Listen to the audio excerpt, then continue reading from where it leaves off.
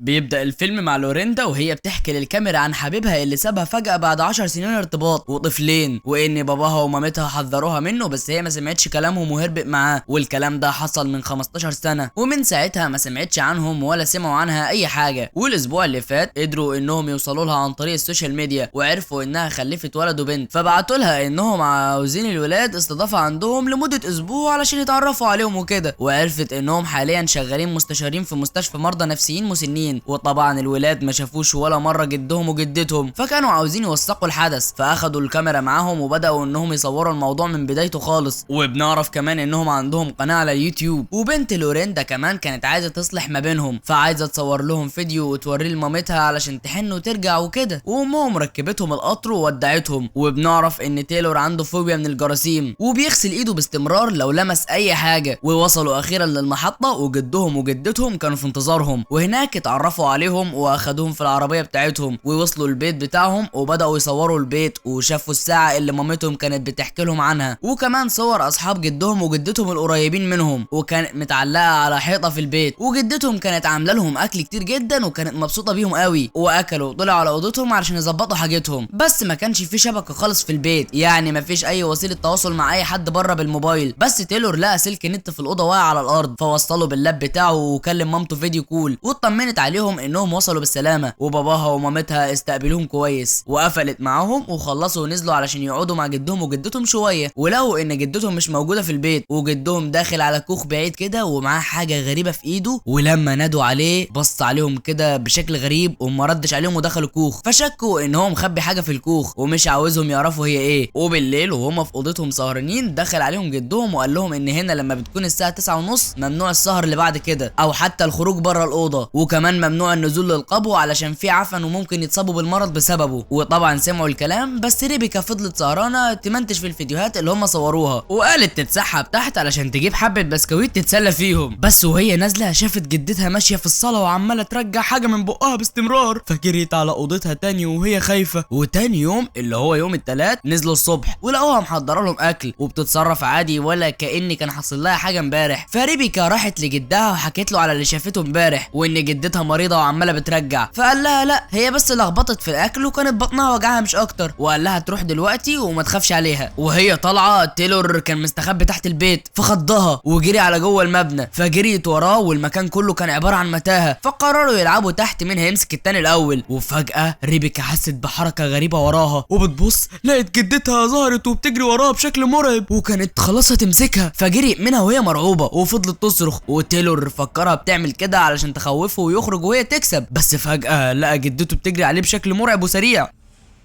وبتصرخ. وريبيكا جريت على بره بسرعه، وتايلور كمان قدر يهرب من جدته. ولما خرجوا جدته قعدت تضحك بشكل غريب وقالت لهم هروح احضر لكم الاكل، بس لما بتمشي هدومها بتكون متقطعه من ورا، وطبعا هم مصدومين ومش فاهمين ايه العبث اللي بيحصل ده. وبعد شويه بيجي واحد اسمه دكتور سام بيسالهم على جدهم وجدتهم لانهم ما جوش مجلس الاداره الاسبوع ده ودي مش عوايدهم، فتايلور قال له انهم بيمشوا بره ولما يجوا هيقول لهم. وكان لسه بيفكر في حوار الكوخ اللي جده دخله اول يوم، فراح استخبى علشان يشوف ده ايه، ولقى جده وهو راجع في نفس الميعاد وهو معاه نفس الحاجه في ايده، ودخل وخرج من غيرها كالعاده. ودخل تايلور الكوخ وبص لقاها بمبرزات كتير جدا ولما حشرات كمان عليها، وطلع يجري بره من الريحه والحشرات اللي في المكان، ولقى جدته في وشه وقالت له ان جده مش بيقدر يتحكم في الحمام بتاعه، فبيلبس البامبرز ده وبيجمعهم عدد معين وبياخدهم على الغابه يحرقهم هناك، فما يجيبش سيرتهم قدامه علشان بيتحرج وبيتضايق لو حد عرف. وبالليل وريبيكا سهرانه زي المره اللي فاتت سمعت صوت غريب تحت، بس المره دي تايلور صحي كمان على الصوت، والباب كان مقفول عليهم طبعا، وتايلور كان عاوز يفتح يشوف في ايه، بس ريبيكا كانت خايفه وعماله تقول له بلاش. وطبعا تايلور ما سمعش كلامها وقام فتح الباب، ولقوا جدتهم وهدومها كلها متقطعه وعماله تخربش في الجدران بتاعه البيت بسرعه وبشكل مرعب. ويوم الاربع الصبح ريبيكا راحت لجدها علشان تقول له على اللي شافوه امبارح، فقال لها ان جدتهم عندها اضطراب وما كانش عاوز يقول لهم علشان ما يخوفهمش منها، وانهم يسمعوا الكلام وما يخرجوش من اوضتهم الساعه 9:30 لان ده الوقت اللي الحاله بتجي لها فيه، وبيجي الميعاد اللي بيكلموا فيه امهم فيديو كول، بس لسه هيكلموها لقوا الكاميرا بتاعت اللاب بايظه، وجدتهم قالت لهم انها اسفه لانها وقعت عليها زبده وهي بتعمل لهم كوكيز، فجت تمسحها قامت مبوظاها. وتيلور شك هنا انها قاصده وان في حاجه غلط في الموضوع، بس ريبيكا قالت له انها بحثت على النت والمرض بتاع جدتهم طلع موجود فعلا. ولما كلموا مامتهم كالمعتاد وما كانتش شايفاهم طبعا بسبب الكاميرا البايظه، تيلور قال لها ان باباها ومامتها بيتصرفوا بشكل غريب، فسالتهم بيتصرفوا بشكل غريب ازاي يعني؟ قال لها ان جده بيلبس حفاضات وجدته بتجري وراهم بهدوم مقطعه، وجريت ورانا تحت البيت قبل كده بطريقه تخوف، فقالت له انهم كبار في السن وده طبيعي يعني ما يقلقوش، كلها كام يوم وهيرجعوا البيت. وبعد ما قفلت معاهم ريبيكا نزلت علشان تعمل مع جدتها وجدها المقابله علشان الفيديو اللي عايزه تصوره لمامتها، بس ما لقيتش الا جدتها، فعملت معاها المقابله وكانت اسئلتها واجاباتها عاديه لحد ما سالتها ايه احساسك لما ماما سابت البيت ومشيت، وكان غرضها من السؤال ده انها تسمع انها زعلت وكده علشان توريه لمامتها وتصلح ما بينهم.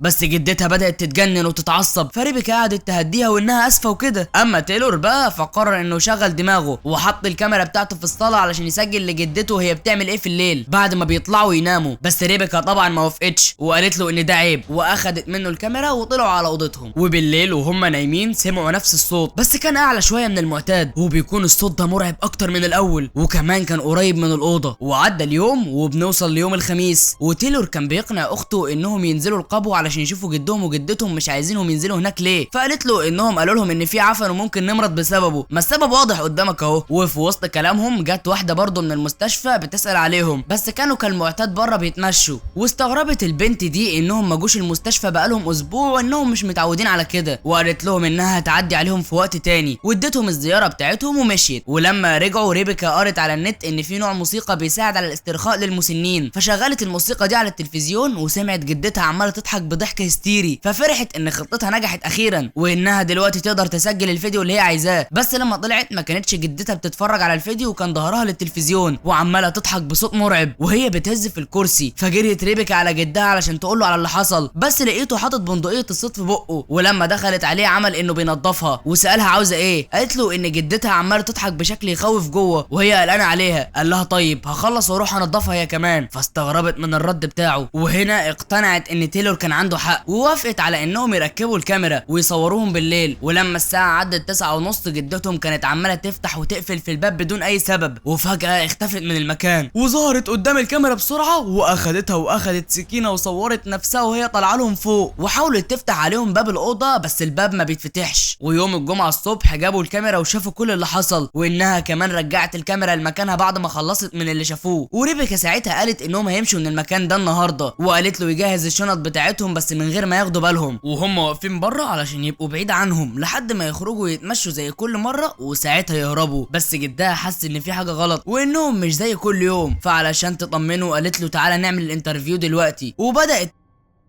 تسأله على شغله زمان لما كان شغال في مصنع فحم، فقال لها انه اتفصل لانه كان بيشوف كائنات في المصنع محدش غيره بيشوفها، فعرفت هنا ان جدها عنده انفصام في الشخصيه بسبب سنه وصعب عليها. ولما ريبيكا عملت انترفيو لاخوها عرفنا انها بتخاف تبص للمرايه لانها بتخاف حد يكون واقف وراها ومش شايفاه، ولو شافته بتترعب فوق ما تتخيل وما بتعرفش تتصرف. اما تايلور فلما بيخاف جدا من اي حاجه بيتخشب مكانه وما بيعرفش يتحرك ولا يعمل اي حاجه ولا ياخد اي تصرف. ولما طلعوا فوق تايلور سمعوا صوت زعيق بره، ولقوا ستيسي اللي كانت جايه لهم زياره من شويه عماله تزعق معاهم وهم عاملين يهدوا فيها، وبعدها مشيوا مع بعض لورا البيت. ولما رجعوا قعدت ريبيكا مع جدتها علشان تعمل الانترفيو لانها مش ناويه تمشي الا لما تسجل لها فيديو، بس لما سالتها على مامتها اتجننت تاني برضه، فاضطرت انها تعمل نفسها بتحكي قصه خياليه، بس في الحقيقه هي كانت بتحكي قصتهم هم اصلا. وطلعت منها ريبيكا في النهايه بالفيديو اللي هي عاوزاه، وانها في الفيديو ده بتعتذر وبتسامح بنتها اللي في الاصل مامتها. وريبيكا وتايلور عمالين بيمثلوا انهم بيلعبوا ومستنيينهم يخرجوا علشان يتمشوا زي كل يوم، بس ما مشيوش وفضلوا واقفين بره عمالين يلفوا حوالين المكان، فاستنوهم لحد ما مشيوا ناحيه الكوخ وطلعوا اتصلوا على مامتهم بسرعه. وكانت ريبيكا صلحت الكاميرا وكانوا كلهم شايفين بعض، ومامتهم كانت مستغرباهم، بس ريبيكا قالت لها ان جدها وجدتها فيهم حاجه مش مظبوطه وبيتصرفوا تصرفات غريبه، وانها لازم تيجي تاخدهم النهارده قبل ما يحصل لهم حاجه. فبدات تقلق وسالتهم طب هم فين دلوقتي، فقالوا لها واقفين عند الكوخ وما خرجوش يتمشوا زي كل يوم، واخدوا اللاب عشان يوريهم لها، بس اتصدموا لما قالت لهم ان دول مش بابا وماما وانها ما تعرفش مين دول اصلا، وسالتهم على باباها ومامتها فين بس ما ردوش. فبسرعه جابت التليفون واتصلت بالشرطه بس ما كانوش بيردوا، فقالت لهم يروحوا عند اي حد من الجيران بسرعه لحد ما تكون وصلت عندهم. وهنا جدهم اللي مش جدهم دخل وقال لهم يلا نلعب سوا النهارده بما انها اخر ليله لينا سوا. فقالوا لهم اختاروا الفرع عقبال ما نتصور قدام البيت بره بالليل لاننا ما تصورناش قدامه بالليل قبل كده. ولسه بيفتحوا الباب الخلفي ورا علشان يهربوا،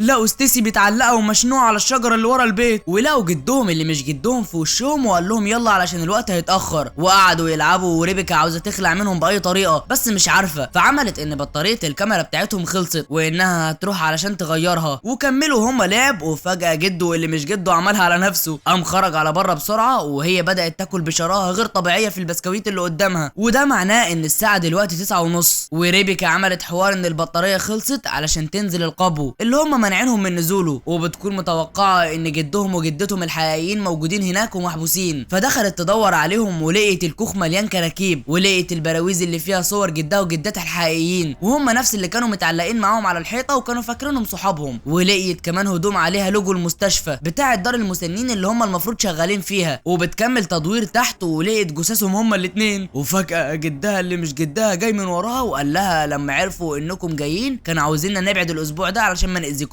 بس احنا كنا نستحق ان احنا نكون جد وجده الاسبوع ده اكتر منهم. وبيقول لها ما تخافش لانها هي واخوها هتحصلهم حالا. وهجم عليها وسحبها وحبسها، وتيلور وقع على الارض تحت وكان متخشب مكانه ومش عارف يتحرك. وبعد ما الراجل ده حبسها فوق نزل وشد تيلور من شعره وحط الكاميرا وراه، وريبيكا عماله بتحاول تفتح الباب بس مش راضي يتفتح، فبتبص وراها بالكشاف لقيت جدتها في وشها وواقفه ومش بتتحرك. وتحت جده اللي مش جده طلع البامبرز اللي كان لابسه وقام رايح لتيلور وقال له انت بتخاف من الجراثيم مش كده، وقام لبسها له في وشه. وفوق الست دي بدات تعمل اصوات غريبه كده وبتتصرف زي الحيوانات. وريبيكا فجاه لقيت نفسها واقفه قدام المرايه وطبعا خايفه ومرعوبه زي ما احنا عارفين. وفجاه لقيت جدتها ظهرت من وراها وهجمت عليها وضربت وشها في المرايه، والمرايه اتكسرت وسحبتها على السرير وبدات تعض فيها وتاكل فيها. بس ريبيكا خدت حته من المرايه اللي اتكسرت فنزلت ضرب فيها لحد ما ماتت، وسحبتها وفضلت ترزع في الباب بيها لحد ما الباب اتفتح ونزلت تحت. وتيلور كان متخشب في مكانه ومش عارف يتحرك من الخوف، فهجمت على الراجل عشان تضربه بس قدر انه يتغلب عليها ولسه هيموتها. بس تيلور بيتشجع لاول مره في حياته وهجم عليه وخبطه في التلاجة وحط راسه ما بين التلاجة والباب وفضل يضرب فيها لحد ما اخته بعدته. وطلعوا بره وبتكون الشرطه وصلت المكان وبتكون مامتهم معاهم وتم انقاذهم. ونيجي هنا لفقره رساله الفيلم، وهي عمرك انك تبات عند حد ما تعرفوش او عمرك ما شفته قبل كده، ولو عندك او عندك اطفال اوعى في حياتك توديهم مكان غير لما تسلمهم بايدك وتضمن انهم هيكونوا عايشين في امان. ولحد هنا وبنوصل لنهايه الحلقه، ساعدونا نوصل الحلقه دي ل 2000 لايك وبس. صلوا على النبي والسلام.